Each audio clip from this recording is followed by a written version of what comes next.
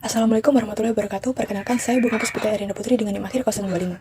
Pada kesempatan kali ini, saya akan mempresentasikan hasil review dari Buletin Konsumsi Pangan Volume 13 Nomor 2 Tahun 2022 yang diterbitkan oleh Pusat Data dan Sistem Informasi Pertanian Sekretariat Jenderal Kementerian Pertanian. Buletin ini ditulis oleh Sabarella dan rekan-rekan dan diterbitkan pada bulan September tahun 2022. Dokumen ini menyajikan gambaran lengkap mengenai kondisi konsumsi pangan masyarakat Indonesia, serta penyediaan dan penggunaannya pada tingkat nasional. Pangan merupakan kebutuhan dasar manusia dan penggunaannya merupakan hak asasi seluruh rakyat Indonesia. Seiring meningkatnya jumlah penduduk dan kesejahteraan, kebutuhan jenis dan kualitas pangan juga semakin besar. Pemerintah mendorong diversifikasi pangan untuk mengurangi ketergantungan pada beras dan tepung terigu, serta meningkatkan konsumsi umbi-umbian, pangan hewani, buah, dan juga sayuran.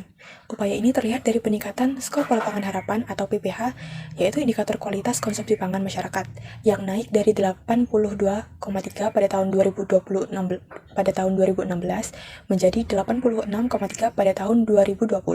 Buletin ini bertujuan menyajikan data konsumsi komoditas pangan utama di Indonesia, neraca penyediaan dan penggunaan berbagai komoditas, serta perbandingan konsumsi domestik dengan kondisi global. Ruang lingkup analisis mencakup pola konsumsi masyarakat, pengeluaran pangan, konsumsi energi dan protein, serta proyeksi konsumsi 3 tahun ke depan. Ada 9 komoditas utama yang dibahas, yaitu susu, telur ayam ras, jeruk, kopi, minyak, teh, kacang tanah, bawang putih, dan juga ubi kayu. Data utama berasal dari Survei Sosial Ekonomi Nasional atau Susenas yang dilakukan oleh Badan Pusat Statistik. Kemudian data dikumpulkan melalui wawancara dengan metode recall, yaitu mengingat kembali pengeluaran makanan selama 1 minggu terakhir, dan pengeluaran non-makanan selama 1 bulan terakhir. Data awal yang berbentuk konsumsi per kapita per minggu kemudian dikonversi menjadi per kapita per tahun. Selain itu, disertakan juga data prognosa pangan dari Badan Pangan Nasional sebagai pelengkap analisis. Pola pengeluaran masyarakat dari tahun 2012 hingga 2021 menunjukkan tren yang sesuai dengan hukum Engel, yaitu semakin meningkatnya pendapatan diikuti oleh menurunnya proporsi pengeluaran untuk makanan. Pada tahun 2021, proporsi pengeluaran makanan adalah 49,25%, sementara pengeluaran bukan makanan mencapai 50,75%. Selain itu, konsumsi energi per kapita meningkat dari 2.112 kilokalori menjadi 2.143 kilokalori. Dan konsumsi protein juga mengalami peningkatan menjadi 62,28 gram per kapita.